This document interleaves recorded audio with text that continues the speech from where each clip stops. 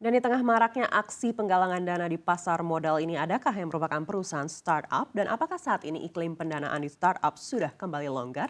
Untuk membedahnya secara lengkap, cuan pembiayaan startup ala anak usaha BUMN saat ini telah bergabung bersama kami di studio CNBC Indonesia, Direktur Investasi PT Mandiri Capital Indonesia, Denis Pratista. Pak Denis, apa kabar? Apa kabar Mbak Nake? Saya baik. Baik Ya, tentunya. Ya Pak Denis, kalau kita lihat Indonesia ini sudah ulang tahun ke-78. Lalu ya. seperti apa pendapat Bapak agar Indonesia ini bisa menjadi negara maju dan independen?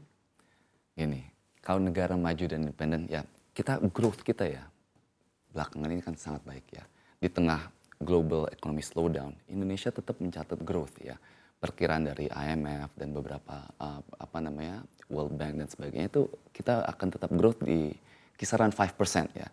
Jadi growth ini harus dijaga terus agar kita terus bisa menjadi negara berkembang. Nah, kalau dari sisi teknologi ya, kita ini belakangan ini ya di saat pandemi kan digital mindset kita sudah mulai terbentuk nih.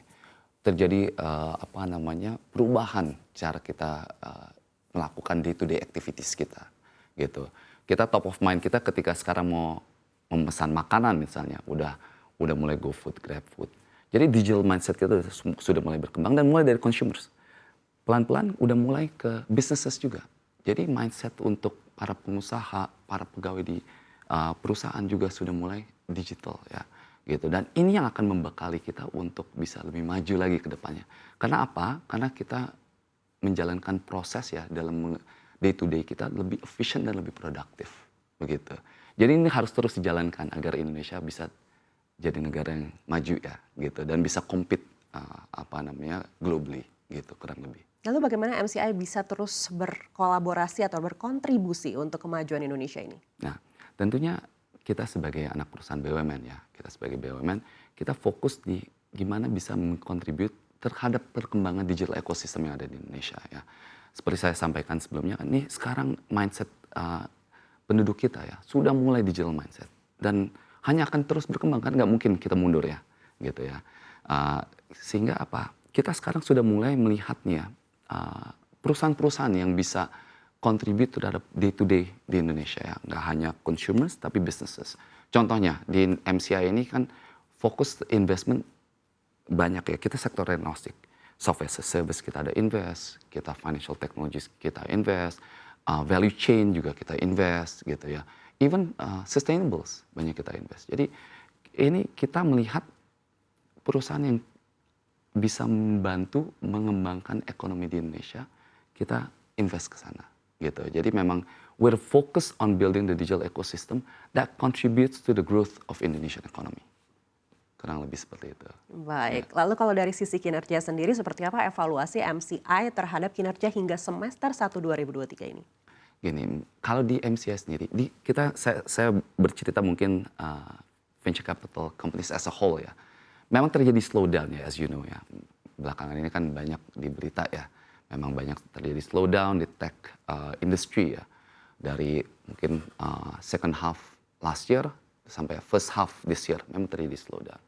Kalau dari sisi MCI ya, kita memang terus aktif melakukan deal sourcing. Kita ada melakukan investment di quarter 1, quarter 2 kita agresif doing deal sourcing juga ya, doing our DD ya. Memang kita menunggu other players juga untuk bisa invest bersama-sama. Jadi memang perusahaan terus terang yang kita lagi mau invest, ini lagi menunggu closing the financial round ya. Jadi harapan kita justru di first half kemarin ada slowdown, di second half ini mulai picking up. Quarter 3, quarter 4, kalau kami melihat so far sudah menunjukkan tren yang lebih baik ya. Gitu. Baik, momentum apa yang bisa menjadi harapan hingga akhir 2023 ini untuk MCI? Seperti saya sampaikan tadi ya, kita ini growth sudah membaik ya. Jadi memang kalau dari sisi dari sisi financing, funding sudah membaik. Kalau dari MCI sendiri kita fokus dua sisi ya. Not only funding ya, not only new investment, tapi kan kita mengelola our portfolio. Yang kita sekarang utamakan adalah portfolio management kita. How do we help our companies, our portfolio itu grow gitu. We're very active, we're a strategic investors ya. Jadi MCI ini bukan sekedar invest, udah itu kita tunggu mereka grow. Tapi kita masuk itu kalau kita confident we can add value. We add value via business development gitu. Jadi kita selalu menganalisa ya where to play and how to win ya. Where to play-nya MCI itu we only invest in companies where we're confident we can add value to the companies gitu. How to win-nya kita ya we help them leverage the Mandiri ecosystem and the BUMN ecosystem gitu. Nah, untuk bisa membantu growth ya tentu kita very aktif membantu memperkenalkan mereka ya kepada business unit ada di Mandiri sehingga bisa mendapat bisnis dari Mandiri, bisa collaborate gitu. Ujungnya yang kita fokuskan adalah membantu mereka grow the fundamentals of the business gitu. As an investor kan you're hoping that valuation will go up. Valuation is driven by two things. The fundamentals ya and the multiples. Multiples kita nggak bisa kontrol karena apa? Itu sentimen pasar. The fundamentals kita bisa kontrol dengan melakukan hal-hal seperti tadi. Kita memperkenalkan ke business unit yang ada di Mandiri, business unit ada atau businesses yang ada di state owned enterprise. Terus kita membantu mereka mendapatkan bisnis-bisnis tersebut sehingga they grow the company. Kurang lebih seperti itu. Baik, kita tahu suku bunga acuan ini biasanya berpengaruh pada perusahaan-perusahaan teknologi termasuk juga startup begitu. Apakah ini juga yang terjadi di startup binaan MCI? Gini, betul. As a whole ya, kan kita melihat as you know ya, the Fed meningkatkan suku bunga, BI juga meningkatkan suku bunga. Jadi financing itu as a whole memang slow down dibandingkan kita mengatakan 2 years ago where it was exuberant gitu. Tapi kita nggak bisa selalu mengharapkan seperti itu. Ya, the funding slowdown is actually good in a way. Karena apa? Karena the exuberance ini bisa terkendali. Business at the end of the day ya harus bisa mengenerate profit to become sustainable. Yang terjadi sebelum-sebelumnya adalah growth at any cost. Kalau kita itu fokus kepada perusahaan yang memang growth for profitability, jadi sustainable growth gitu. Nah, ini yang sekarang terjadi. Perusahaan-perusahaan startups atau tech company sekarang mulai lebih fokus atas selected growth, healthy growth gitu. Jadi nggak sekedar release new products, release new services, expand to new market, tapi sudah memikirkan, hey, if I launch a new product, if I launch a new service, if I expand to this market, will it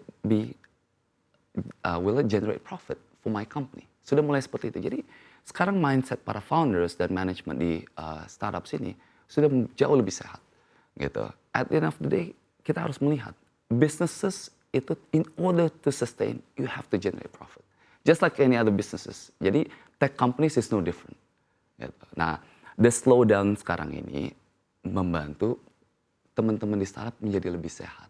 Sehingga apa? Sehingga bisa lebih sustain. So the companies that will survive this round ya, the current slowdown in the economic ini atau the winter ini, the companies that will survive itu justru the strongest companies. Gitu. Saya melihat justru by the time the economy picks up, everything rebounds ya, startups yang masih ada itu justru the strong one.